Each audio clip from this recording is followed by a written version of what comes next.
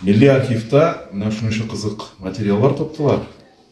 Жамаат қойғыз әлі. 1899 жылғы ауыл планы. Ол планға шулай қожалықтардың исемлігі де кетірілген. Мында қоя, кім, фамилиялары, исемлері бүтінісі жазылған жамағат. Бұл бет олтынға тең мәғлумат. Ауыл үшін. Субханалла. Навлат мәктәбінде міне шундай батырлық галереясында ясап қойдылар жамағат. Бұл егітлерні барлық кіші білуге тиіс. Субханалла. Шахар мәктәпләрендә менә бу бик сирәк күренеш. Карагыз монда. Нәкъ менә бер оранжерея кебек. Почмак, бик матур. Һавасы да яхшы.